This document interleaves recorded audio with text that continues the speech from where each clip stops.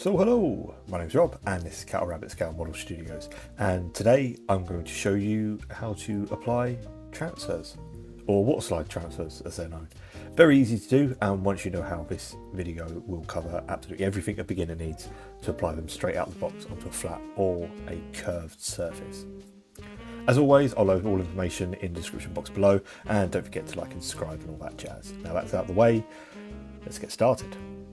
So, you bought a box of models and inside you found these weird sheets of heraldry and icons, also known as transfers or water slide transfers, but you're not quite sure what they do or how to apply them. Don't worry, you're not alone here. This is something that I've also noticed, as the instructions that come with a lot of kits don't actually tell you how to use them. Sometimes as a bare minimum, they'll tell you where they should go, but once again, not how to use them. So what are they? Well, essentially in a very basic term, they are water activated stickers. Literally, that's it. That's the simple layman's term that works for me. Then how do we use them? Well, let me show you what to do. So the first thing we're going to do is we're going to need something to put our transfer on. This section is going to cover flat surfaces. First, we need to select our transfer. I'm going to go for this one just here, and then we're going to cut it out. For this, all I'm going to do is use a sharp hobby knife or a pair of scissors. Don't cut right around the transfer, leave some space around it, just like what I'm doing here. And I do apologise, I've obviously picked a white transfer with the studio light, so it doesn't show up so well here, but you'll see it in a minute.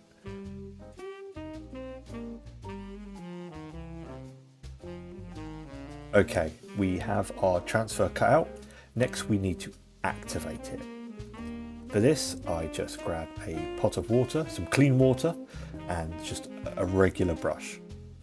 And all I'm going to do, and there's a few ways you can do this method, I've seen people do it onto tissues and things like that. This is just how I'm going to do it for this video. I'm just going to get a couple of brushfuls of water and I'm going to put it straight down onto my cutting mat. Then I'm just going to move the transfer into the water, and instantly you'll see the paper around it has gone a little bit subtly darker as it absorbs the water. But we can't use these straight away, so what we're going to have to do is leave these for a couple of minutes.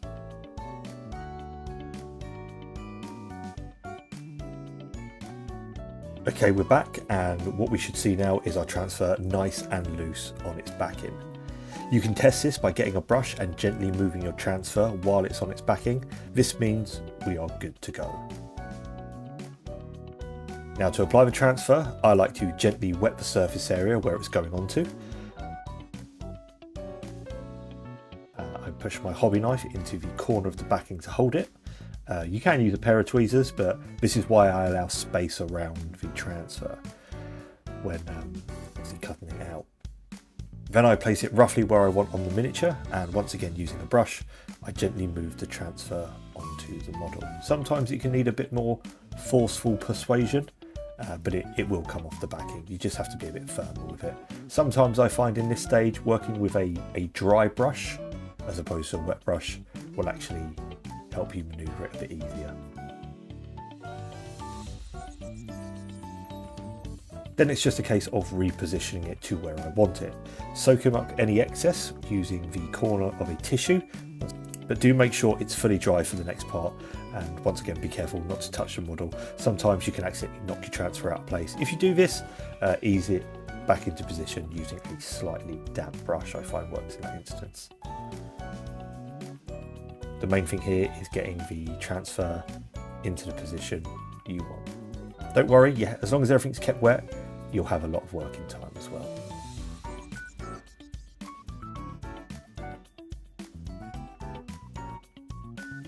Now it's completely dry, what I like to do is get some lahmia medium and gently apply it all over my transfer. This will help seal everything in. Do just make sure you paint the whole section with lahmia medium wherever you're placing it to avoid tide marks once it's dry. Then once that's dry, I give it a blast of matte varnish and voila, my transfer.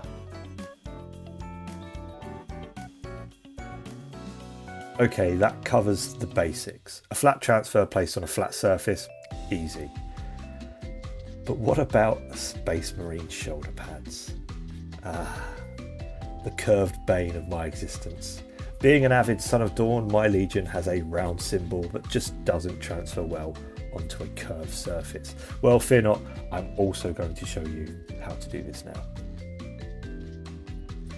Now yes, before we get started, there are advanced products like Microsol and Microset that can really aid in the application of transfers, and I'm sure someone will not watch the video and point it out in the comments below, but I'm not going into it in this one. This is a beginner's guide, and I don't want to overwhelm beginners or people that maybe don't know about transfers with just the basics. So now that's out of the way, I have this Space Marine shoulder pad here, and I want to apply this round transfer onto it. This isn't as difficult as it sounds, but we do need to alter the transfer slightly to do a bit more work for us. What I do is I cut my transfer out as before.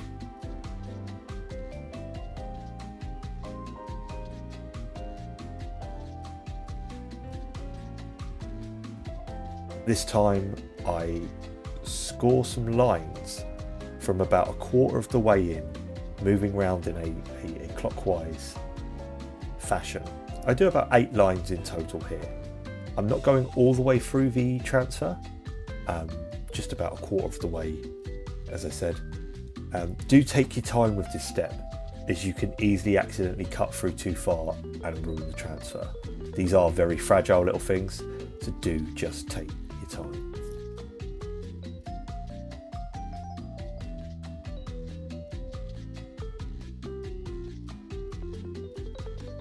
Then it is literally a case of repeating the steps from before. Pop it in some water.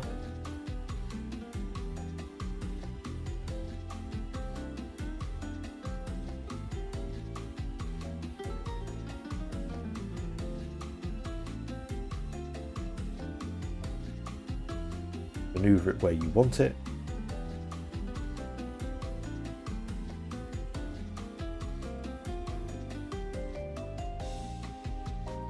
Push it onto the shoulder pad, get it into position,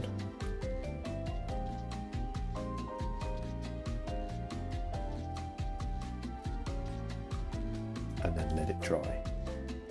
Once again, seal in with some lahmia medium and give it a spray with a matte varnish.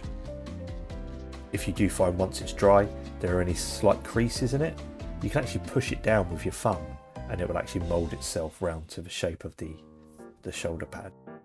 I also do recommend, if you're doing things like shoulder pads, keep them separate. Trust me, it's a lot easier to work with a shoulder pad off of a model than it is while it's attached.